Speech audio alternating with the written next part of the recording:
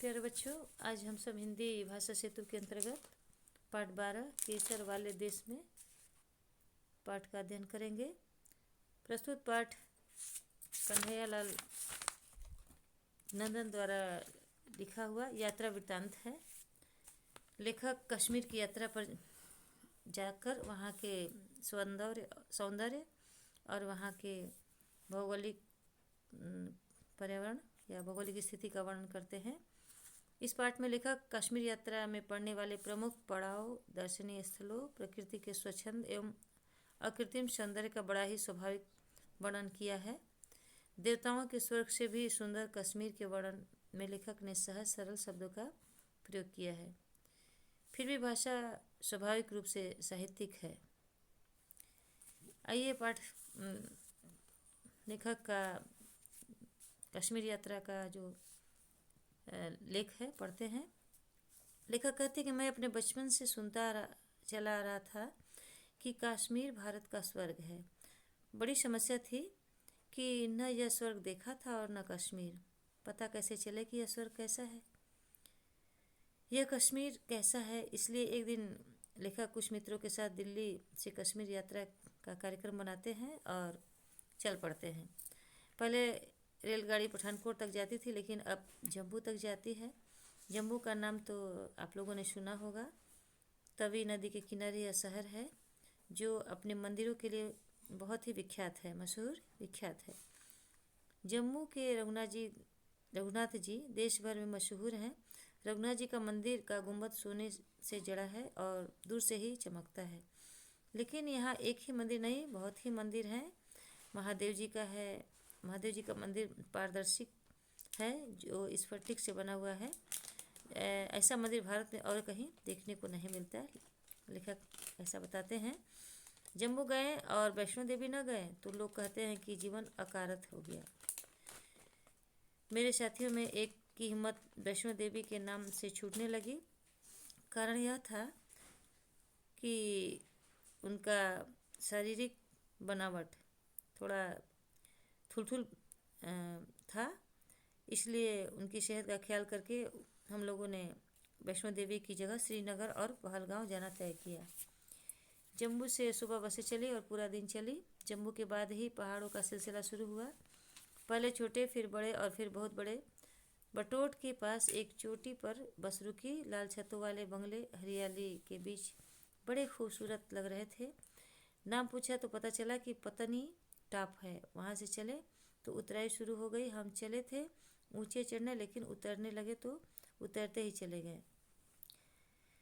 यानी कि ऊंचाई चढ़ते हुए थोड़ा दिक्कत हुआ, लेकिन उतरते समय बड़ी आसानी से लेखक उतरते गए। ये पहाड़ थे बड़े घसकीले। यह घसकीले पहाड़ बरसात में घसक कर रास्ता जाम कर देते थे। सारा रास्ता ही बंद हो जाता था। बड़े बड़े बुलडोजर रास्ते में घसका पहाड़ और चट्टानों को हटाता है, तब कहीं जाके मार्ग खुलता है। बरसात में प्राय ऐसा हो जाता है। लेखक बताते हैं कि राम राम करते राम बन गया। फिर जो चढ़ाई शुरू हुई तो बस को चक्कर आने लगे। यानी रास्ता इतना टेढ़ा मेढ़ा था कि मोड़ों की गिनती करना मुश्किल हो गई थी। कोई गिने भी तो कितना।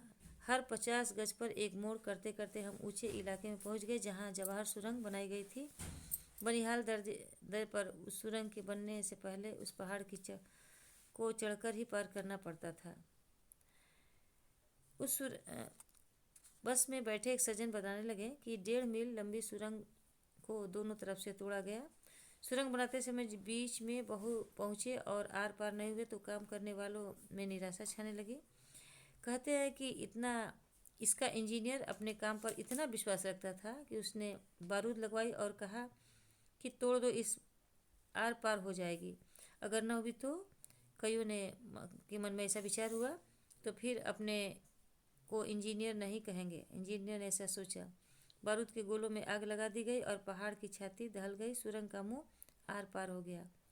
इस कहानी की असलियत तो जो रही हो, लेकिन इतना जरूर समझ में आया कि अपने काम पर आदमी को इतना विश्वास भरोसा होना चाहिए जो कि इंजीनियर के पास था।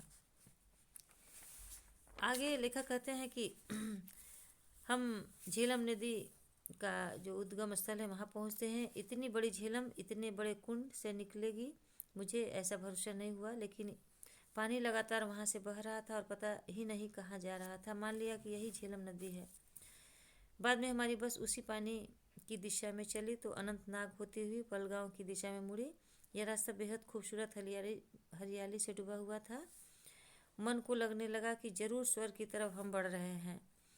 तभी जाने कहाँ से हमारी सड़क के किनारे किनारे एक खूबसूरत सी नदी आ गई। नाम का पता लगाया तो पता चला कि लिद्दर नदी है। उसी नदी के किनारे किनारे पहलगांव आ गए और सच बताऊं, पहलगांव आने पर लगा कि स्वर्ग में आ गए। छोटा सा बाजार, सड़क के दोनों ओर दुकानें, सड़क के नीचे लिद्दर नदी लगातार हाहाकार कर रही थी।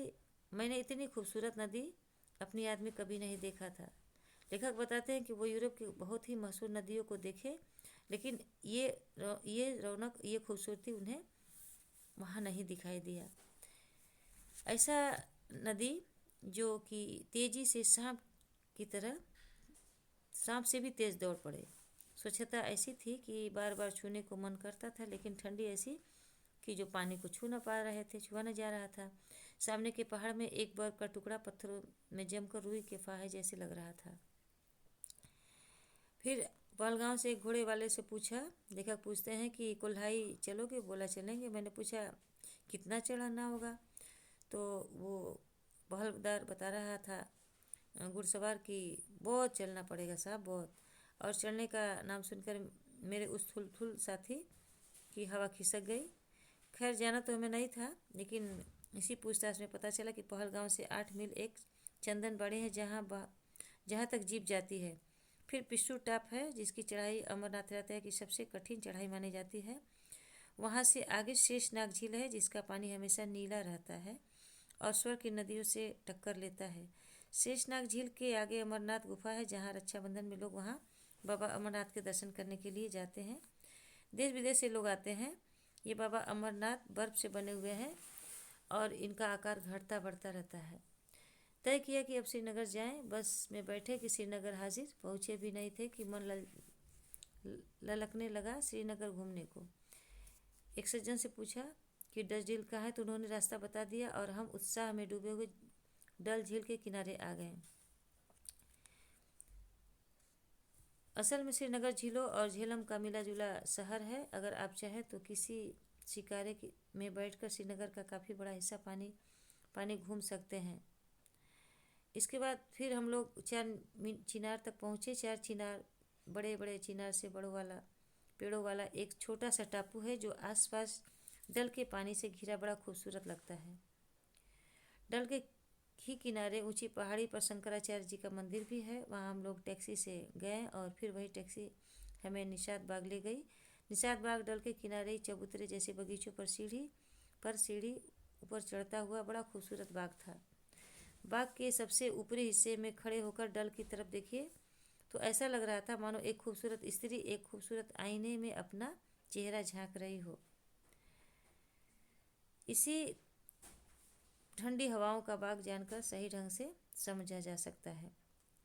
लेकिन आइए आपको ले चलें जहांगीर के लगवाए बाग में, जिसे शालीमार बाग कहते हैं। चिनार के दरवाज़ों की गोद में जहांगीर का यह प्यारा सा बाग करीब 400 साल पुराना है।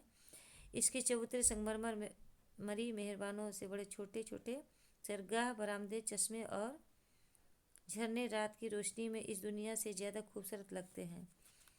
अब वहाँ रोज़ शाम को ध्वनि और प्रकाश के जरिए इतिहास को उतारा जाता है।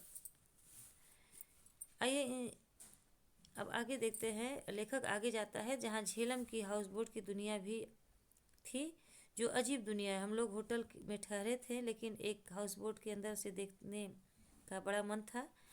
अपने शिकारा को एक हाउस बोट के पास लगवाया, आवाज़ दी कि हाउस बोट का मालिक आए, तो उसने भाव ताव करे, लेकिन कोई नहीं आया। शायद आवाज़ नहीं सुनी होगी। हमने सोचा अंदर होगा, तो हाउस बोट में पहुंच गए। अंदर झाँका तो देखकर तबीयत दंग। बाहर से जो केवल एक नाव लग रही थी, वह अंदर से पूरा राजसी महल था। फर्श पर कालीन बिछा हुआ, सोफे और तकिए लगे हुए, बिजली के पंखों से लय पूरा तैरता महल। हम अजनबियों को इस हाउस बोट में घुसा देख मालिक भागा हुआ आया और खूब बिगड़ा, हम पर गुस्सा किया हमने माफ़ी मांगी तो वापस हो गए। तब उसने बताया कि इस तरह लोग आकर हमारा हाउस बोट गंदा कर जाते हैं। उसकी बातचीत से पता चला कि यह हाउस बोट शहर के आलीशान होटलों से ज़्यादा महंगे और ज़्यादा आरामदायक है। फिर लेखक दूसरे दिन गुलमर्ग गए। गुलमर्ग 2600 मीटर ऊंचा एक खूबसूरत चारागाह है जहां हर मौसम में मोटर से पहुंचा जा सकता है।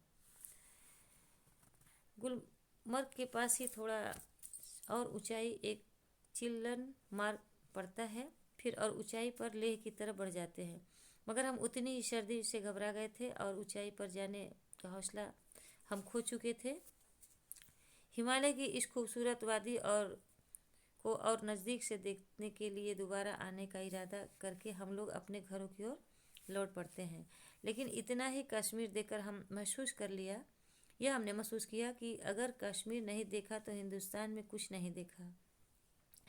सेब के बाग, बादाम की बाड़ियाँ, केसर के खेत, मजदूर के गीत, बर्फ़ की चादरें ताने हिमालय की विशाल पर्वतखंड और झीलों के आइनों में मुँह झाँकती चोटियाँ, चश्मे और झरने, और सबसे बढ़कर कश्मीर के भोले भाले मेहमानवाज लोग, यह सब स्वर्ग नहीं है तो और क्या है। तो लेखक अपनी यात्रा का वर्णन करते हैं, वहाँ के मौसम, वहाँ का व्यक्ति, कश्मीर का बड़े ही रोचक ढंग से वर्णन करते हैं। तो बच्चों, आशा है आप लोग को ये समझ में आया होगा और आप लोग भी इस शहर का आप दर्शन कर लिए होंगे। यहाँ के माहौल, यहाँ के प्राकृतिक नज़ारा आप लोग देख चुके होंगे। तो आइए प्रश्नों का उत्तर देखते हैं। प्रश्न है, भारत का स्वर्ग किसे माना जाता है? हिमालय, सिक्किम, कश्मीर, असम। तो उत्तर है कश्मीर को। जम्मू किस नदी के किनारे पर स्थित है? तो तवी नदी के किनारे पर। किस नदी के किनारे पर स्थित है? तवी नदी। जम्मू में किसका मंदिर प्रसिद्ध है? जम्मू में किसका मंदिर प्रसिद्ध है? तो उत्तर है महादेव जी का, रघुनाथ जी का, है ना। रघुनाथ जी का मंदिर प्रसिद्ध है। किस सुरंग को बनाने में बहुत मेहनत करनी पड़ी थी?